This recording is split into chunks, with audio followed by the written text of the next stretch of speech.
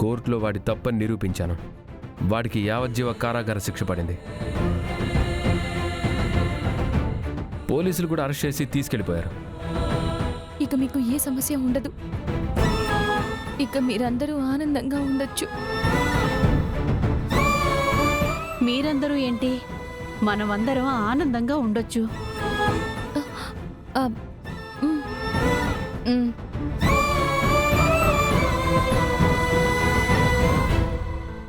ఏంటి లక్ష్మి, డల్లుగా ఉన్నావేంటి?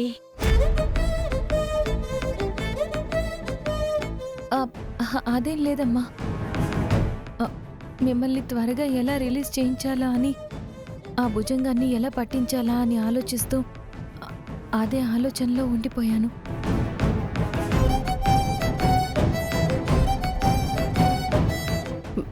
సరే సరే, ముందింటికి వెళ్దాం పదండి.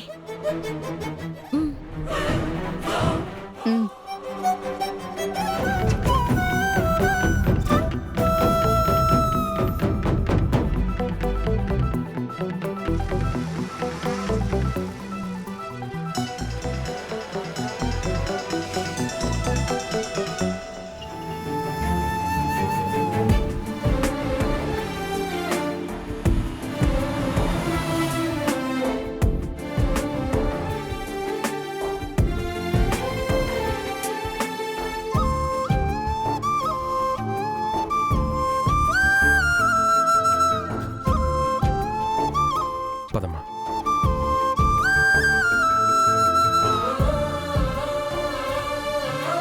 కనకం రా, కనకం పదమ్మా.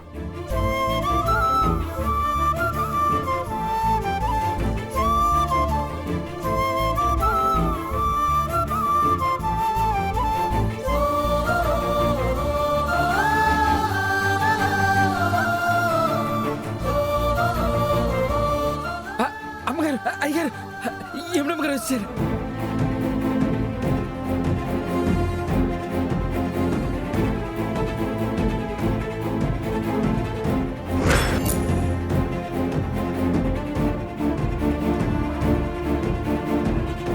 వదినా, వసుదా, నువ్వే తప్పు చేయలేదని మేమందరం నమ్మాం. మా నమ్మకం నిజమైంది.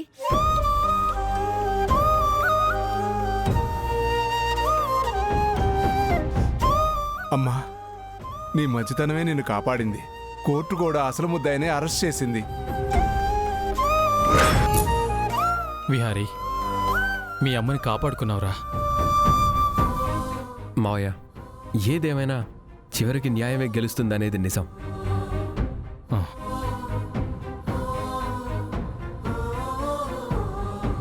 విహారీ, నువ్వు మీ అమ్మ తప్పు చెయ్యలేదని నమ్ముతున్నావు. అంతా బాగానే ఉంది కానీ 25 ఏళ్ల క్రితం మర్డర్ కేసు అంటే అప్పుడు నీ ఘనమైన చరిత్ర ఏమై ఉంటుందో.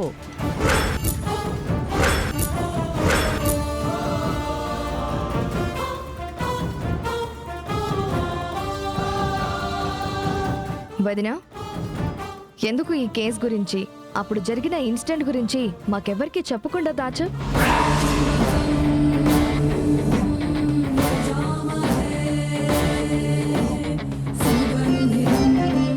అంటే ఆ సందర్భం రాలేదు. మాకే చెప్పలేదా? లేక నీ మెళ్ళో తాళి కట్టిన మా అన్నయ్య కూడా చెప్పలేదా? వదినా, ఇదొక్కటేనా? ఇంకా ఏమైనా గతంలో ఇలాంటివి చాలా ఉన్నాయా?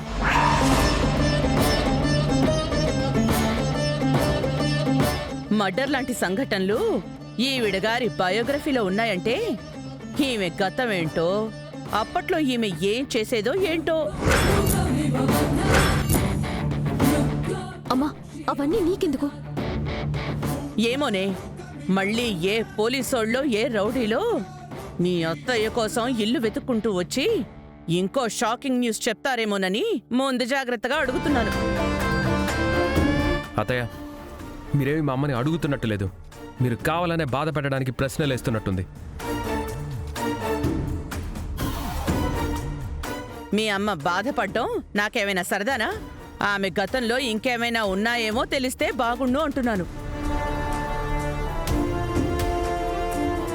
పద్మాక్షి ఇంకా ఆపుతావా? నాన్నా, ఇది మన ఇంటి పరువుకి సంబంధించిన విషయం. ఆమె గతం గురించి అడిగితే తప్పేంటి? నువ్వు అడగడం తప్పు కాదు, అడిగే సందర్భం తప్పు. తను బాధలోంచి ఇప్పుడే కదా బయటకొచ్చింది, ఇంటికి కూడా ఇప్పుడే కదా వచ్చింది. కాస్త ప్రశాంతంగా అన్నీ సర్దుకున్న తర్వాత అడిగే విధానంలో అడిగితే బాగుంటుంది. అయితే మీ కోడల్ని ప్రశ్నార్థకంగా మారిన తర్వాత తన చరిత్రలో ఇలాంటివి ఇంకా ఉంటే చెప్పమను. ఎవరికి ఏ ఉన్నా లేకపోయినా నాకంటూ ఓ పరువు ఉండేడ్చింది.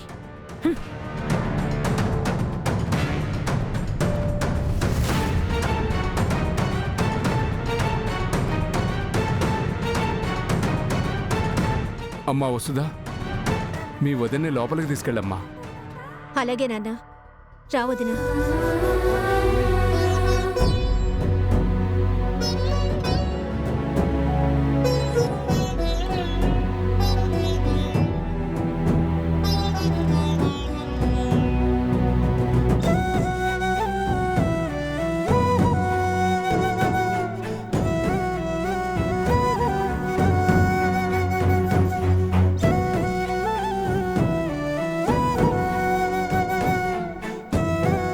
కనకం, విహారీ గారు ఈ టైంలో వచ్చారేంటి? ఎవరైనా చూస్తే ఏమనుకుంటారు? ఎవరు చూసినా ఎవరు ఏమనుకున్నా అది ఈ రోజు రాత్రి వరకే. ఏమైంది? ఏమంటున్నారు విహారీ గారు? నీకింకా అర్థం కాలేదు లక్ష్మి. ఆ రోజు మీ నాన్నగారికి నిన్ను నా భార్యగా, ఈ ఇంటి కోడలుగా చూసుకుంటానని మాటిచ్చాను. ఆ మాట నిలబెట్టుకునే సమయం వచ్చింది.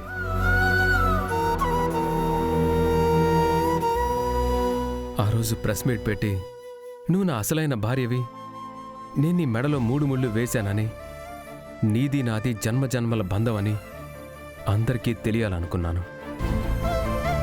కానీ ఆ రోజు ఆ భుజంగం వల్ల నీ గురించి నిజం చెప్పలేకపోయాను. ఈ రోజు వరకు నీ గురించి నిజం దాచి నిన్ను మళ్ళీ కష్టాల పాలు చేశాను. నీకు నేను కన్నీళ్లు మిగిల్చాను.